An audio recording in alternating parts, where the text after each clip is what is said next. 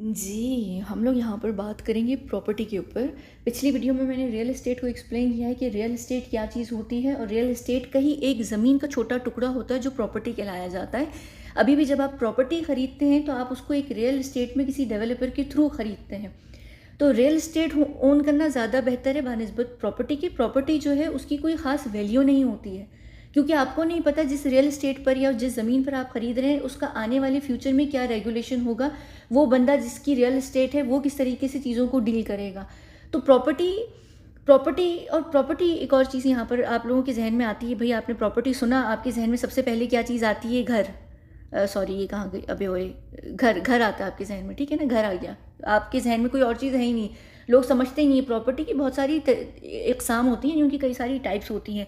और प्रॉपर्टी में भी मूवेबल और इमूवेबल होता है। जैसे रियल एस्टेट के अंदर खाली इमूवेबल है, पर मूवेबल प्रॉपर्टी के अंदर इसलिए होता है कि कोई भी चीज़ जो है जिसको आप लीगली, जिसके आप टाइटल होल्डर हैं, वो आपकी प्रॉपर्टी कहलाती है, एसेट कहलाता है। जिसमें आपकी यहाँ पर यॉट्स भी आती हैं, हेलीकॉप्टर्स भी आते हैं, उसके बाद यहाँ पर आपकी वो प्लेन्स, जेट्स भी आते हैं। सही है, आपकी कार्स भी प्रॉपर्टी के अंदर आती हैं। प्रॉपर्टी में आपकी एक और भी चीज़ आती है, वो एंटीक्स भी आती हैं। और प्रॉपर्टी में यहाँ पर आपकी एक और भी चीज़ आती है जो सोना, चांदी, पैसा, जेवर वगैरह, ये सब आपकी प्रॉपर्टी में एसेट में, आप इसको जैसे भी कह लें, आप इसको लीगली ओन करते हैं। ठीक है ना, ये आप टाइटल्ड होते हैं इस चीज़ के लिए। तो नॉर्मली क्या होता है कि हाँ, ये जैसे सोना चांदी वगैरह ये एसेट के अंदर आता है, लेकिन ये भी एक प्रॉपर्टी की एक टाइप होता है। लेकिन नॉर्मली लोग प्रॉपर्टी को लेकर, एंटीक्स को लेकर समझ रहे होते हैं कि भाई हमारी प्रॉपर्टी है। और मेजॉरिटी पूरी दुनिया प्रॉपर्टी के नाम से एक ही चीज़ समझती है, वो कहती है कि प्रॉपर्टी घर है। अब प्रॉपर्टी में इन्वेस्ट करना है इस ज़माने में और आगे जो फ्यूचर है आने वाला, उसमें कोई बेहतर ऑप्शन है प्रॉपर्टी? नहीं। यहाँ पर कोई भी टॉम, डिक और हैरी आकर आपको बोले कि भाई प्रॉपर्टी की आजकल वैल्यू बहुत बढ़ रही है, बड़ा अच्छा ज़माना है, जीसीसी में स्पेशली लोग इन्वेस्ट कर रहे हैं क्योंकि जीसीसी नया यूरोप बन रहा है और जीसीसी आने वाले ज़माने में बहुत बेहतर हो जाएगा, फलाना ढिमकाना, वो सब बकवास कर रहे हैं, वो बहुत बड़ी बीएस है। प्रॉपर्टी अगर आप यूएई के अंदर, स्पेशली दुबई के अंदर इन्वेस्ट करना चाह रहे हैं तो एक अलग बात है, या सऊदी अरब में न्यूम सिटी में करने वाले हैं तो वो एक अलग बात है, तो फिर ठीक है। या फिर वो 10 देश जिनको मैंने आपको बताया, तो जो सेफेस्ट देश हैं, जिनको कुछ भी नहीं होगा, वो किसी भी तरीके से हिट नहीं लेंगे। पर क्या ऐसी जगहों पर हर कोई प्रॉपर्टी खरीद सकता है? बिल्कुल भी नहीं। वहाँ पर खरीदने के रूल्स, रेगुलेशंस, लॉ बहुत डिफरेंट है। पैसा बहुत बड़ी भारी रकम आपको चाहिए, तो वहाँ पर तो आप कर नहीं सकते वो फ्यूचर में। हाँ, अगर उस तरीके की प्रॉपर्टी में इन्वेस्ट करना चाहते हैं और उस तरीके का पैसा है तो ज़रूर कीजिए, वरना बिल्कुल भी मत कीजिए। और यूएई में भी सिर्फ दुबई के अंदर, ये नहीं कि शारजा, अजमान या दूसरी जगहों में जो उनकी दूसरी बाकी की स्टेट्स हैं उसमें, बिल्कुल भी नहीं। तो अब प्रॉपर्टी में इन्वेस्ट ही नहीं कर सकते। रियल एस्टेट का बहुत बेहतरीन फ़ायदा ये है कि उसका आप ज़मीन, हवा, पानी, अंडरग्राउंड सब आप ओन करेंगे। प्रॉपर्टी में आप कुछ भी ओन नहीं करेंगे सिवाय एक प्रॉपर्टी की छोटी सी। तो प्रॉपर्टी में इन्वेस्ट करने का मैं आपको कहूँगी बिल्कुल भी नहीं। हाँ, अभी ऑलरेडी अगर आप एक प्रॉपर्टी में रह रहे हैं, एक फजूल प्रॉपर्टी होती है ना, जो आपने लैंड खरीद के कहीं रखा हुआ होता है, फजूल के आपके फ्लैट्स, अपार्टमेंट्स, घर होते हैं, उनको अभी बेच दीजिए। उसमें से जो पैसा मिले उसको गोल्ड में इन्वेस्ट कर दीजिए या फिर रियल एस्टेट में कीजिए। रियल एस्टेट में कीजिए या गोल्ड में कीजिए, जो भी आपका दिल कर रहा है फिलहाल के तौर पर। लेकिन उन जो सारे प्रॉपर्टी है आपकी, उसको इस वक्त बेच दीजिए। हाँ, वो प्रॉपर्टी, वो घर जिसमें आप अभी रह रहे हैं, फैमिली के साथ, परिवार के साथ रह रहे हैं, वो मैं ये नहीं कहूँगी कि आप उसको बेच दीजिए, क्योंकि उसको बेचने का फ़ायदा नहीं है, फिर आप बेघर हो जाएंगे। बेघर होना भी हमारा इस वक्त तो प्लान नहीं है ना। वो अलग बात है कि सैलाब, जलजला, तूफान आएगा तो उसमें जाहिर सी बात है आप बेघर हो जाएंगे। सैलाब से तो घर गिर सकता है, तबाह हो सकता है, जलजले से हो सकता है, लेकिन जब तक नहीं हो रहा तब तक आपको रहना है।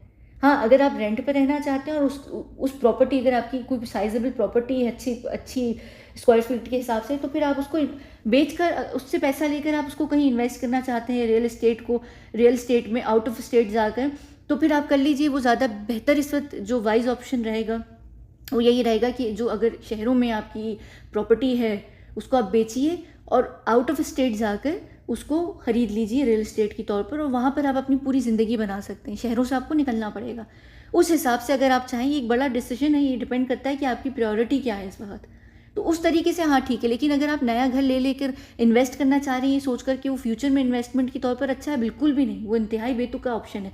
हाँ, अगर आप उस प्रॉपर्टी को ख़रीद कर रेंट आउट करना चाह रहे हैं कमर्शियल यूज़ के लिए, इंडस्ट्रियल यूज़ के लिए, जिससे आपको इस वक्त एक आपकी इनकम आती रहे, इनकम जनरेट होती रहे, वो बिल्कुल ठीक है। लेकिन जब भी अगर ऐसा भी काम करें तो मेक श्योर कि आप पेपर्स पर ये लिखवा रहे हैं कि जो सिक्का राइजुल वक्त है, जो उस ज़माने फ़ी ज़माना जो पेमेंट का मेथड होगा, उसमें आपको हमेशा रेंट मिलेगा। अभी अभी पैसा है, पेपर करेंसी है, आने वाले ज़माने में टोकन्स हो जाएंगे। फिर अगर गोल्ड के थ्रू आप लेना चाहते हैं, जो जिस तरीके से भी, या अगर आप उन जगहों में जिनको आपने दी हुई उनके थ्रू उनसे आप बार्टर सिस्टम करना चाहते हैं, तो आप ऑप्शंस खोल कर रखें कि जो सिक्का राइजुल वक्त होगा, सिक्का राज के ज़माने का, जो राज का ज़माना चल रहा होगा और वक्त यानी उसी टाइम में, उसी पीरियड के अंदर, तो वो आप ऑप्शन ज़रूर रखें। लेकिन ये इसके साथ एक बहुत बड़ा डिसएडवांटेज आता है और एक बहुत बड़ा रिस्क आता है। वो रिस्क क्या रिस्क है कि भाई तूफ़ान, ज़लज़ला, सैलाब आ गया, ख़त्म। अगर आपको देश से भागना पड़ रहा है किसी भी वजह से, या तो जंग की वजह से भाग रहे हैं आप देश से, या आप सैलाब, ज़लज़ला, कोई नेचुरल डिज़ास्टर हो रहा है उसकी वजह से आप उस शहर के अंदर या अपने देश के अंदर नहीं रह सकते, तो आप अपनी प्रॉपर्टी, इस प्रॉपर्टी में भी बिलखुसूस जो घर है आपका, आप उसको अपने शोल्डर पर उठाकर नहीं लेकर भाग सकते ना, अनलेस कि वो मूवेबल घर है, यानी वो वैन के अंदर है, बस के अंदर है, कार के अंदर है, तब आप लेकर भाग सकते हैं। लेकिन उसमें भी वो डिपेंड करता है कि वो कार, वैन आप कितनी दूर तक लेकर जा सकते हैं। अगर सैलाब, तूफान, जलजला, पानी आया हुआ है, तो वो तो वैसे भी रोड इस तरीके की सिचुएशन में नहीं रहेंगे कि आप उनको लेकर मूव कर सकें, या अगर मूव कर सकते हैं तो फिर वो अच्छी बात है। तो घरों पे इस वक्त इन्वेस्ट करने का ऑप्शन ये हो जाए, नुकसान ये हो जाएगा कि आप उसको बुरे वक्तों में आप उसको सेल भी नहीं कर पाएंगे। ठीक है ना, जैसे लोग ये सोचते हैं ना, यार घर है, प्रॉपर्टी है, इन्वेस्टमेंट है हमारी, तो भाई बुरे वक्तों में हम उसको बेच देंगे। ये सोचिए कि बुरे वक्त में उसको कोई खरीदने वाला भी नहीं होगा, क्योंकि लोगों के पास उस तरीके का एसेट नहीं होगा, उनके पास कैश नहीं होगा, उनके पास किसी भी तरीके की करेंसी नहीं होगी आपसे खरीदने की। तो जब आपको बेचना होगा, जैसे अभी भी अगर आपका कोई बुरा टाइम आता है, आपको प्रॉपर्टी का अपना कोई प्लॉट बेचना होता है, आप उसको कोशिश करते रहते हैं, खरीदने वाला कोई नहीं होता है, क्योंकि लोग आजकल इन्वेस्ट नहीं करना चाह रहे हैं। तो ये चीज़ें बेहतर क्या है कि आप उनको अभी से बेचिए, रियल एस्टेट में इन्वेस्ट कर लीजिए आउट ऑफ स्टेट जाकर, लेकिन शहरों में कुछ भी नहीं खरीदिए, और स्टैकेबल हाउसेज जो होते हैं यानी अपार्टमेंट्स, उनमें तो बिल्कुल भी मत खरीदिए, और शहरों में भी बिल्कुल नहीं खरीदिए। आपको मूव होना पड़ेगा शहर से बाहर अगर आप मैट्रिक्स को स्केप करना चाहते हैं, अगर आप ग्रिड के बाहर रहना चाहते हैं, तो आपको ये सारी चीज़ें करनी पड़ेंगी। डिपेंड करता है आपकी प्रायोरिटी क्या है और आप कितना सेक्रीफाइस अभी करना चाहते हैं।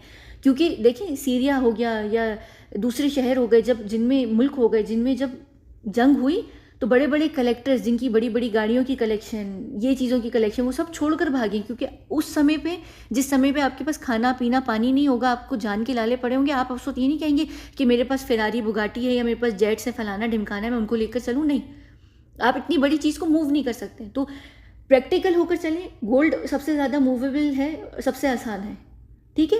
और घरों में आप इन प्रॉपर्टीज़ में आप बंकर्स नहीं बना सकते प्रॉपर्टीज़ के अंदर, क्योंकि आपको अंडरग्राउंड डिग करने की बाय लॉ परमिशन नहीं होती। आप बेसमेंट तक कर सकते हैं, लेकिन उससे ज़्यादा अंडर नहीं जा सकते आप, पर रियल एस्टेट में आप जा सकते हैं, ठीक है। अब गाड़ी, जेट्स, प्लेन, ये लग्जरी में आती हैं, ये लग्जरी के वो गुड्स होते हैं, इनके अंदर इन्वेस्ट करने का कोई फ़ायदा है या नहीं, वो मैं आपको अगली वीडियो में बताऊंगी। ये भी आपकी प्रॉपर्टी के अंदर आती है, यॉट हो गए, हेलीकॉप्टर्स हो गए, आइलैंड्स भी आपकी प्रॉपर्टी में आते हैं। आइलैंड्स का क्या है, आइलैंड्स आप खरीद ज़रूर सकते हैं, वो रियल एस्टेट प्रॉपर्टी दोनों में आ सकते हैं, डिपेंड करता है कि आप उसको किस तरीके से खरीद रहे हैं, लेकिन ये सस्टेन नहीं कर सकते हैं।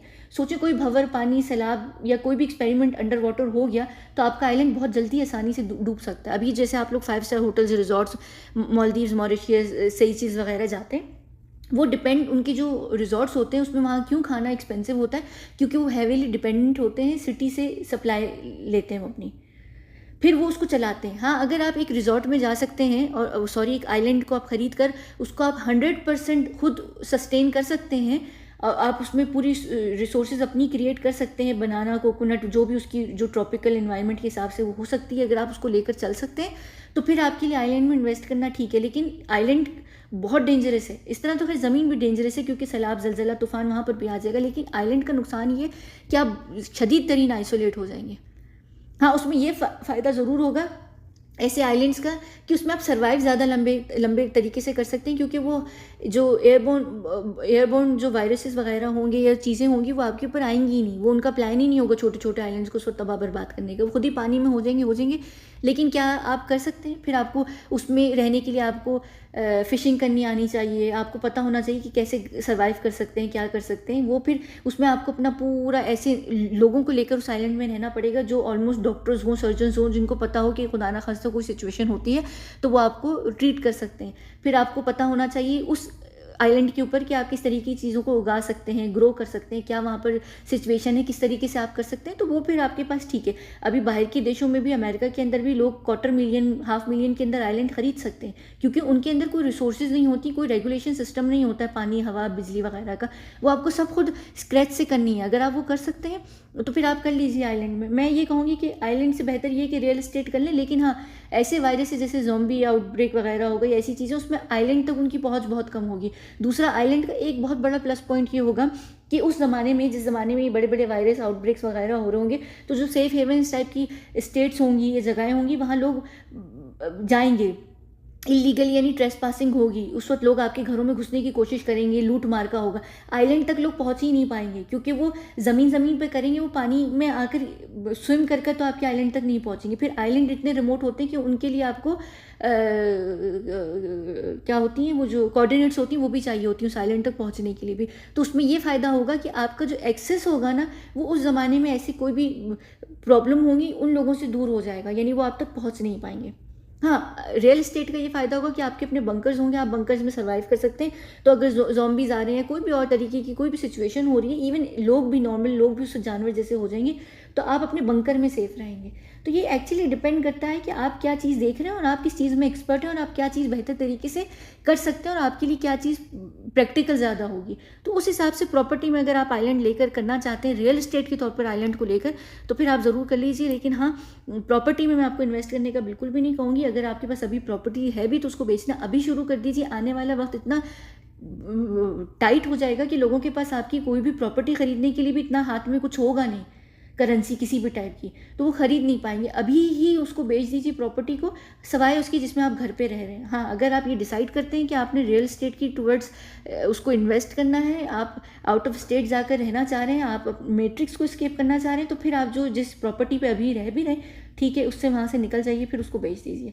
लेकिन अगर आपने सिटी के अंदर ही रहना है और आप उस लाइफ स्टाइल को भी नहीं छोड़ पा रहे, आप इतना बड़ा सेक्रीफाइस नहीं करना चाहते मैट्रिक्स को एस्केप करने का, फिर वो आपकी मर्ज़ी, फिर आप शहर में रहिए। फिर वो ये कि कोई नेचुरल डिज़ास्टर फलाना ढिमकाना आएगा, तो उसमें जाहिर सी बात है कि सब पेले जाएंगे बारी बारी, तो वो आपकी अपनी मर्ज़ी है फ़िलहाल। तो ये प्रॉपर्टी का एक हिस्सा है जिसके ऊपर मैंने बात की है। लेकिन प्रॉपर्टी में क्योंकि और भी बहुत सारी चीज़ें हैं, जहाज़ है, कार है, मूवेबल होम्स हैं, यॉट है, हेलीकॉप्टर्स हैं, उसके अलावा आपकी एंटीक्स हैं, लग्जरी ब्रांड्स होते हैं जिसमें लोग इन्वेस्ट करते हैं, कई सारी चीज़ें होती हैं। उसके ऊपर मैं अगली वीडियो या बात की वाली वीडियो में कहीं एक्सप्लेन कर दूंगी कि उन चीज़ों में इन्वेस्ट करने का कोई फ़ायदा है कि नहीं है, ठीक है ना। तो ये प्रॉपर्टी के हिसाब से था।